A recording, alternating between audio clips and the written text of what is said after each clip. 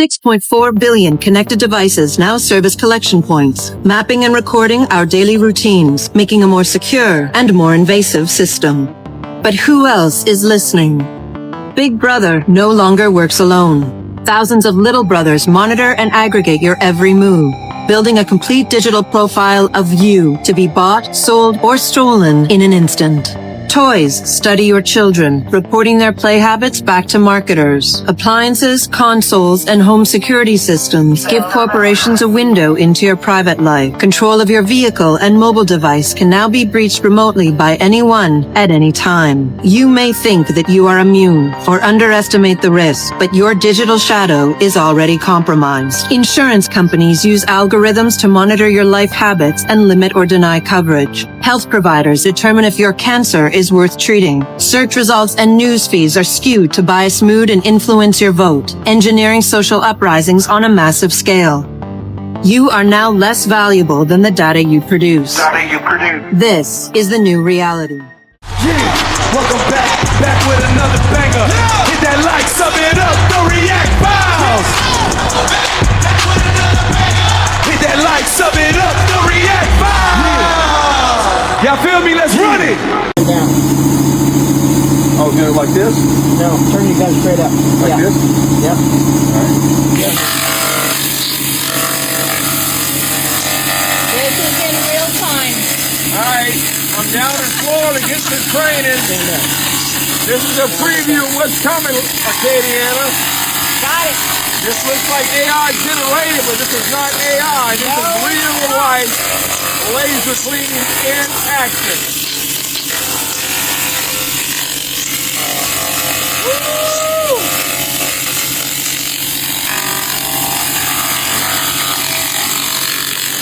So what he's saying is that we're closer to lightsabers than we think. Shout out to Renew Laser Cleaning. That's insane. Knocked all the rust off.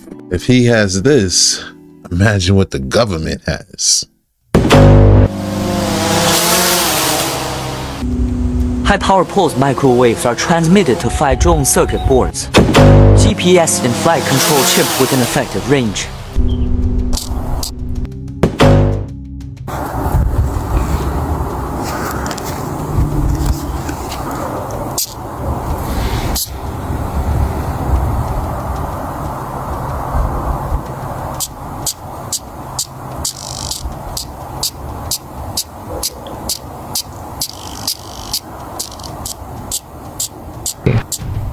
Are your thoughts being surveilled?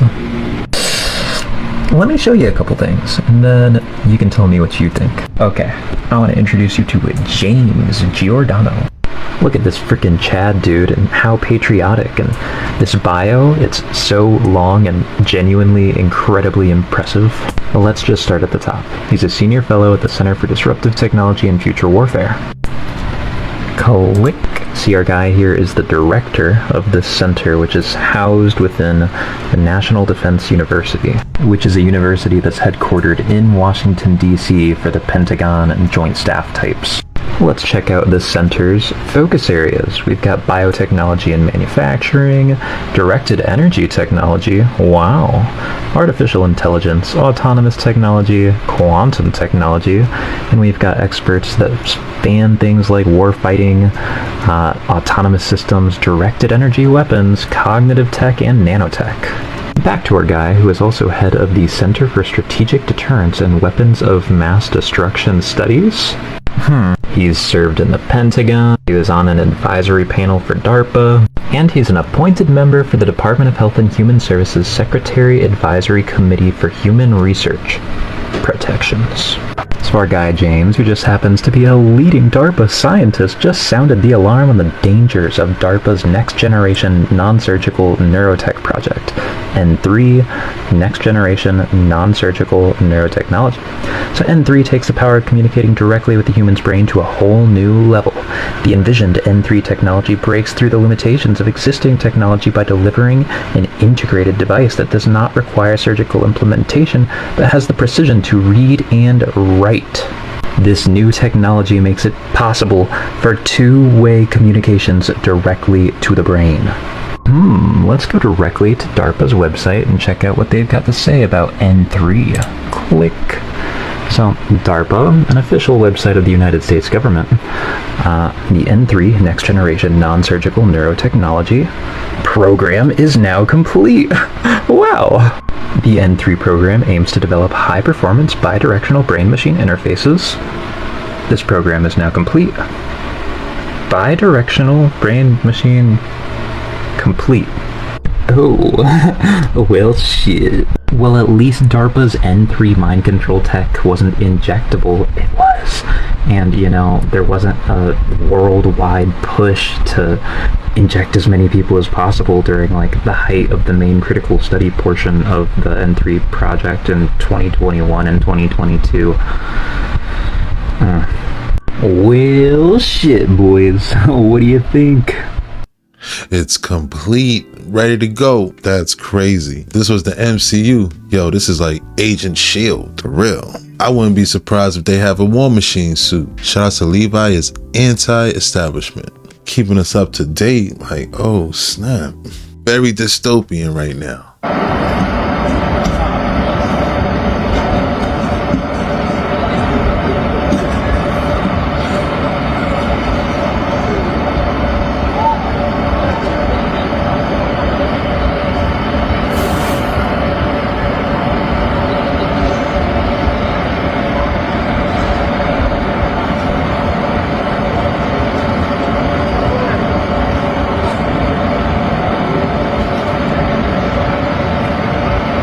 See what it is?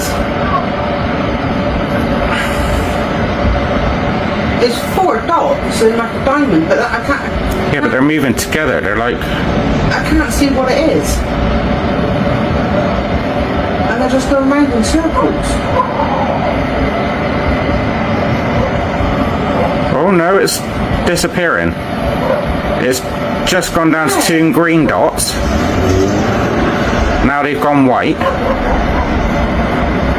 What the fuck is that? I can just about see them. They've gone really, really dim.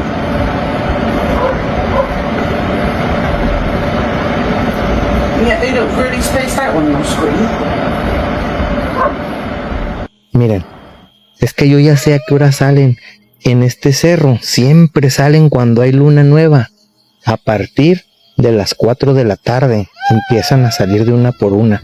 Y eso que no he grabado los tubos, Los tubos, salen unos tubos también largos. Miren, cuáles hilos, cuáles... Una sarta de tonterías me pusieron en el video anterior, miren. Miren. Miren. Ahí está, miren. Ni yo sé de dónde salen y cuando quieran los traigo, miren. De esa rajada que está ahí, siempre que hay luna nueva, estas esferas salen de ahí como... No sé, simplemente salen del cerro. Y miren.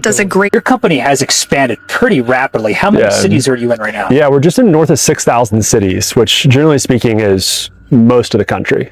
6,000 cities. Yeah. That's rapid expansion. It's pretty nauseating. I mean, I'm on the road pretty much every day of the week. It is nauseating, and that's probably why those same cities are now rejecting Flock one by one. Town leaders here in Windsor say it was not an easy decision, but they have decided to pull the plug on the 16 Flock cameras that were set up around town. Barboursville Mayor Chris Tatum says Barboursville will not be participating in the experiment that is Flock. Our police department does a great job, and the entities that need cameras have them. We have never had an issue obtaining needed evidence. Tatum tells WSAZ there are too many unanswered questions about the technology, specifically about the constitutionality. People are finally starting to call out the BS and say no to mass surveillance. For example, we've heard the Flock CEO say that his company only exists because of crime, and that fear is what helps sell their products. At a high level, our mission as a company is to eliminate crime. I'm an engineer. I took a look at this problem from an engineering perspective of why does crime exist? It exists because it's easy to get away with, right? Only 1 in 10 nonviolent crimes actually leads in an arrest. The only way to reduce crime is to solve more of it. If you increase the opportunity cost of being a criminal to a certain point where you know you're going to get arrested, you go get a real job. Like, these people could go get real jobs, but they choose to be a criminal because they know they can get away with it. So our point of view out of the gate was, let's go build really cool technology that actually drives the likelihood of an arrest occurring. But people argue those risks are often exaggerated, and that's why more people are now publicly calling them out. Thank you for your patience. Could we have your question, please? Oh, is it my turn? Yes, please. Great. Thank you. First, to the representative of Flock, this isn't an easy job. You're doing okay. But just a point of clarification before I ask my question. There are not millions of unsolved murders in America. There's less than 500,000. Sometimes the need to solve a problem is based on a tiny exaggeration that puts people in a level of fear that they're willing to accept mass surveillance to solve a problem that doesn't exist. They need an exaggeration in order to sell a product. Shout outs to Hustle Bitch. Shout outs to Barbersville for saying we don't need this. One of the most famous would be Annabelle. This is a Raggedy Ann doll that's made like thousands of other dolls, except that this doll was used in communication, almost like having a seance. A nurse had received the doll in 1971 as a present, a Christmas present from her mother. And the doll stands about 3 foot high, and she would take it to bed with her at night. She lived with another girl who was a nurse, and one morning she got this idea to bring the doll from the bedroom into the kitchen where they were having breakfast, and she put it in a chair. And she said, "Oh, Raggedy Ann here's going to have breakfast with us today," joking around. Then down again the next morning, and the next morning. But the third morning, they're talking to the doll, and the arms of the doll are on the chair like this. Suddenly they went up and onto the table. Now this didn't frighten them. Los equipos lo han dado todo. Pero la final de un mundial lamentablemente solo la puede ganar uno. Desde aquí queríamos dar la enhorabuena a nuestros compatriotas argentinos.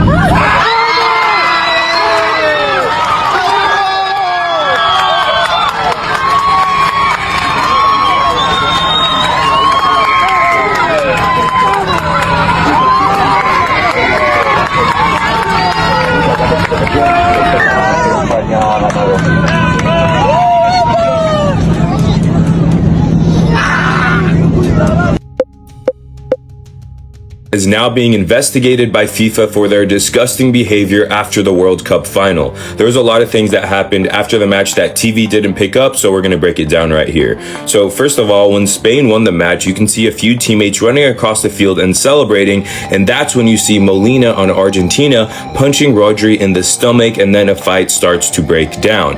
If you zoom in, you can see Eric Garcia on Spain getting tossed to the ground, and then when he gets back up, being grabbed by his neck. And it wasn't just the players that played on Argentina. You can see one of the assistant coaches getting involved, striking Dani Olmo in the neck or the face area. And a lot of these players on Spain still don't even know what's going on. You can see Lamine Yamal is literally on his knees praying, and on the other side, you can see Nico Williams finally starts to get up and starts to help out and see what's going on. Then you move on to the awards. You can see the team of Spain raising up the trophy, and then if you look on the other side, you can see the Argentinian players completely have their back turned away from them. Some people are saying, well, they're probably just looking at their fans in the crowd, but to a lot of people, this is a major sign of disrespect. Moving on, inside of the capital of Argentina itself, riots exploded as they threw stones and bottles and other objects as law enforcement tried to disperse the riots that erupted, and they had to respond with water cannons and riot shields, which makes this post even worse. This is the Argentinian president Javier Milei, who had scheduled a tweet that was posted after the game calling for a world celebration and calling it a national holiday. I'm sorry, not only did they get embarrassed by Spain on the field by having 0 shots on target during the whole time of regulation, which is the first time in World Cup history, by the way, they continue to embarrass themselves after, and they need to be held accountable. If anything comes from this, I'll be sure to keep you guys updated, but let me know what you guys think about this. I ain't gonna lie, I thought they was facing their fans as well. I didn't look at it as them turning their backs, but looking at this footage with the gut check, like, yo, it just makes them look like sore losers. Shout outs to You Won't Believe Me official. It's crazy because they played so dirty and still lost. It's not a surprise that all the conspiracies between Messi and Lamine Yamal are going mainstream. Like Jimmy Fallon mainstream. Everything from Yamal being baptized by Messi, to the GOAT commercial, to the Lego commercial, to the number 19 saga, to the cover of The Economist, to the Masonic passing of the torch. It's the end of an era and the beginning of a new one. In football, but not in our lives. It's a good storyline. On one side, we have Bibi rooting for Messi, Milei rooting for Bibi,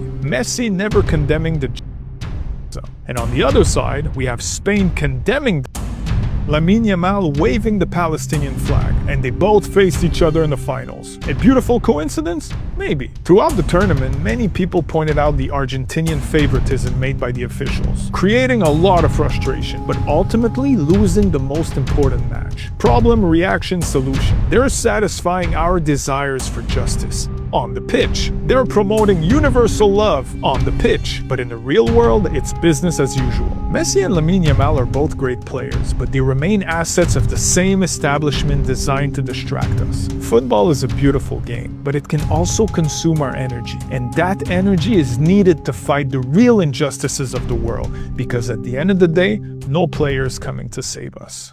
Jody Dean. Jody Dean. No, she should be right there on your right side. Right side. Glory to God. Come on up here. No, that's not her. Hallelujah. No, that's not her. Jody in the blue. Dean. Glory to God. That might be her. Here it comes. Okay, she lives at 4267 Masterson. 4267 Masterson. I can see the angels of God all around your house. And she's praying for her daughter Joy, who's allergic to I'll tell you, God is going to give Joy complete deliverance. That's what you've been praying for. She's not going to have any more eating disorders. Before 86 is over, she's going to gain about 15 pounds, and you're going to rejoice. You're going to know that I'll tell you, she got shocked. She got shocked. Hallelujah. I come here to be healed. You come here to be healed. I see you have a cane. What is arthritis? How much money have you sent Peter, do you think? I don't know. I have sent $100 at a time. I think what you're doing is you're exploiting this market. You're taking lonely people using the television medium for financial gain.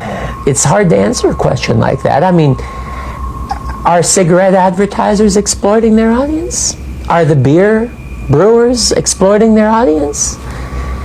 You know, you could say, well, they are, yes. I just think the whole theory is kind of dumb, and I'm going to use this whole chicken to prove my point, so stay with me for a minute. You would never look at a chicken in this state and assume that when it was alive, it looked like this, because this is anatomically ridiculous. We know that the chicken didn't have these little nubbies. There was obviously like a wing attached here at some point, because that would make sense. So why are we applying that same logic to the T-Rex? Do we really think that this massive apex predator was just running around with his little nubs? Like, y'all really looked at the T-Rex and couldn't think of anything else this animal could possibly be? No, just a giant reptile with his little nubs. Like, it's ridiculous. This doesn't make any sense. But you know what does make sense is this. This makes way more sense to me, so I need somebody to explain to me right now why a T-Rex is not a dragon. Okay, why is it that every animal in the zodiac is a real animal except for the dragon? Listen, that's a conspiracy. You sound so dumb right now. You sound dumb. You sound dumb with your little nubby arm theory. So we can have our differences of opinion, but I think you're wrong. That is so obviously a dragon. So if you want to keep your little nubby arm theory, you freaking go for it. I'm going to be in Whimsy World 100% believing in dragons. But like, why would they lie about it, right? It's a good question. It's a good question. The nubby arm theory. That's a new one. Shout out to Sensibly Shy. Making a lot of sense right now. Yeah, we just came across this theory about T-Rexes in the museum actually being dragons. I think we talked about it in the live stream last Friday with Ted. I myself believe in dragons, so I feel like she's spot on. That's Palm Beach Pete. Hold on. Jeffrey. Palm Beach Pete.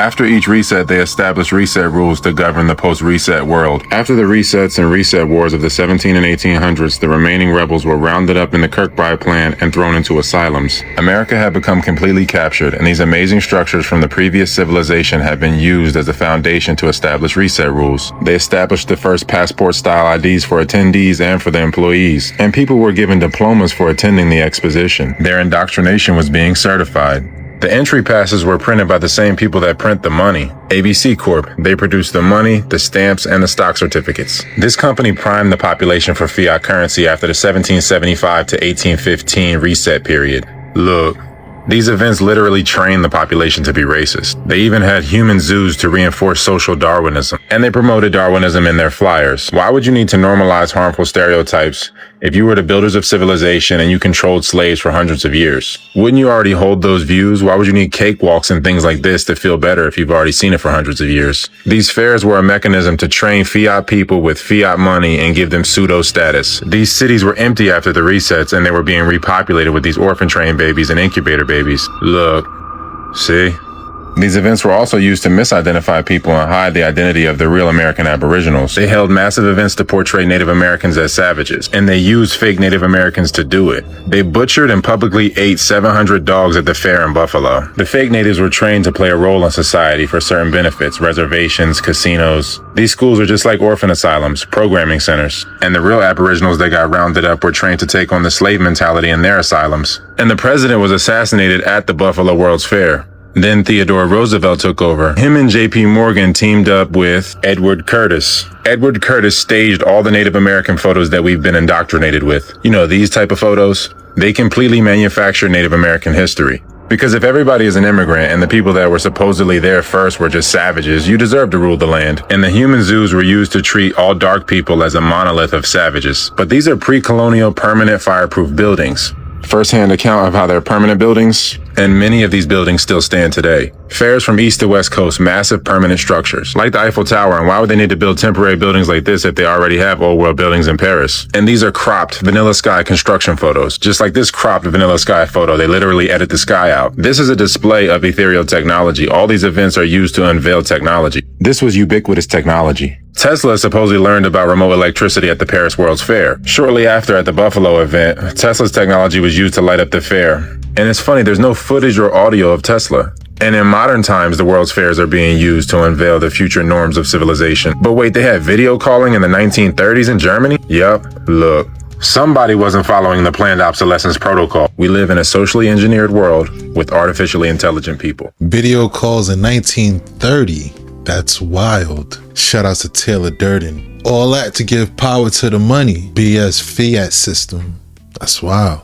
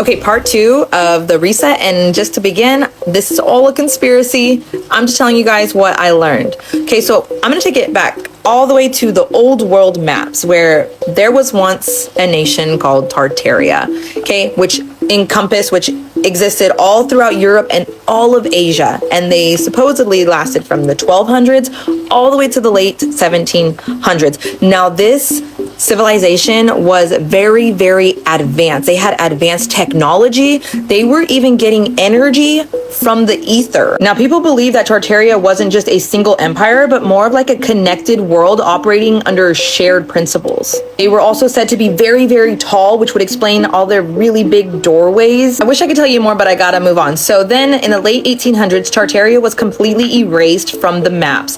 Then borders were drawn and nations emerged, but that architecture that they had, because they were so advanced, it still stood. Even though there was many attempts to destroy most of these buildings, they're still up today. Now, again, this is all conspiracy, but people do believe that there was a deliberate mud flood to wipe them out of history, to just hide all of that knowledge. Because, you know, it wouldn't really go with this current agenda, right? Now, moving forward into around 1850s, insane asylum institutions spiked 400%. Then you even have the Kirkbride Plan, which was started in 1854, where they actually built over 70 of these enormous, gigantic insane asylum hospitals that was built all across America and Canada.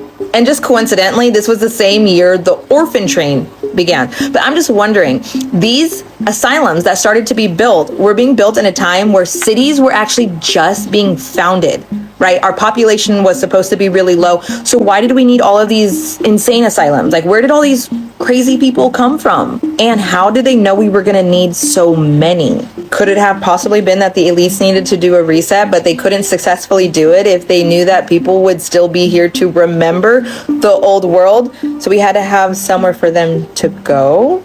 No, that sounds absolutely crazy. And I'm not saying a reset happened, but I'm just wondering, why didn't they teach us any of this in school? Video is getting really long, so if you guys want to come back for my part 3, I'm going to talk to you about the catacombs. Look, shout outs to Cool Kids 13, elaborating on what Taylor Durden was talking about with Tartaria and the asylums. A deep rabbit hole for real.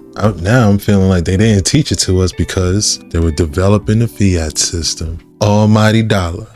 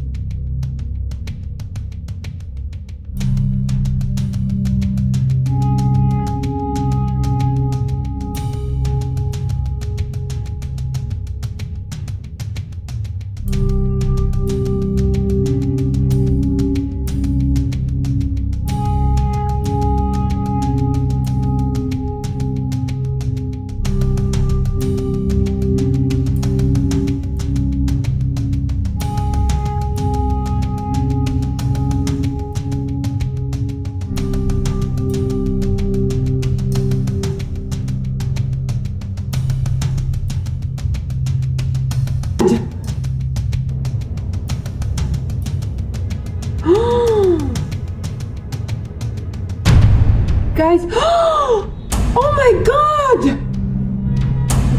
Oh my god! Oh my god! Get away from there! Oh my god, get away from there! No, no, no, get away from there! Oh my god!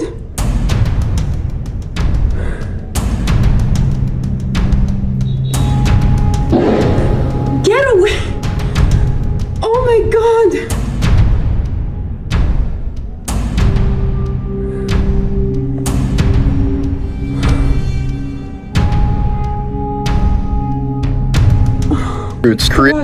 Here's a photo of an elephant doing something scientists once thought was impossible. Using its tusks like pickaxes, it chips away at solid rock deep inside a cave. These Kenyan cave elephants squeeze through impossibly narrow passages, gradually carving out caves that can stretch for miles. But they're not looking for shelter, they're mining cave walls for mineral-rich salt. an essential nutrient that's scarce in the rainforest habitat. Generation after generation has followed the same underground routes, creating one of the animal kingdom's most extraordinary examples of natural mining. Elephants mining rock in the cave was not on my bingo card. Shout out to Morbid Facts. It's very fascinating if you ask me. Couldn't imagine being in a dark cave and just seeing a whole bunch of wild elephants walking around. Yeah, I definitely trip out.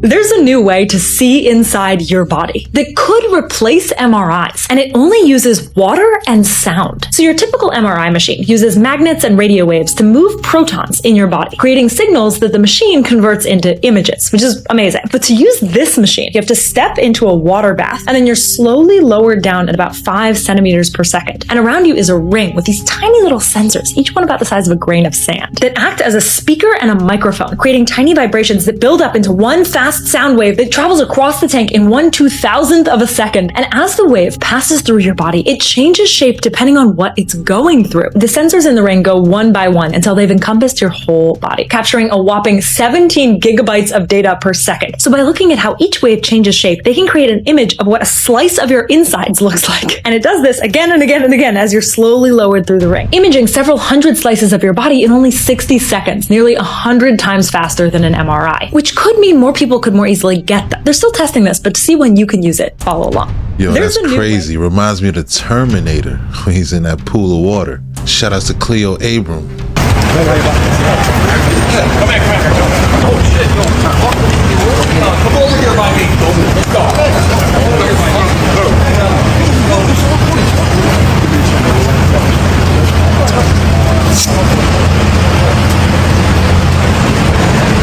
Back up. Back up.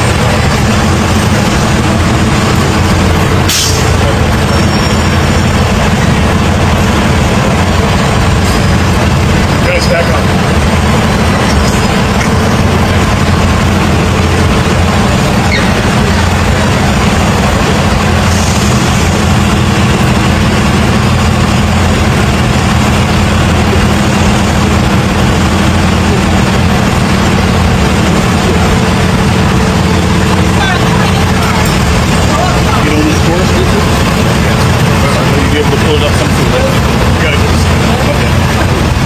So they've arrested Andrew Tate. Again, is it performative? Probably. Once in a while, the system needs a scapegoat to either please the masses to show that there is a justice system fighting real crime, or they want to make an example for other people to stop looking or stop talking. Either way, let's say he's guilty of everything they're saying and the system is really looking for the bad guys. With all the evidence we have, why is the entire Epstein list still walking free? Still on television shows lecturing us like nothing happened? Still in positions of power, until we see the arrest of the real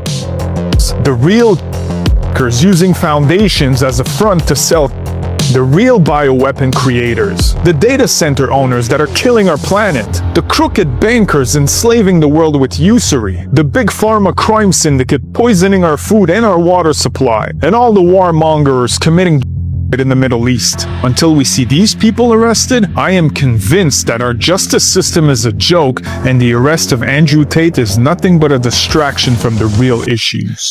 And that's a wrap. Hope you enjoyed the deep dive. If you enjoyed this video, please consider to give it a like, subscribe to the channel. Don't forget to hit the notification bell. Shout outs to all the reactors. Thanks again. Till next time.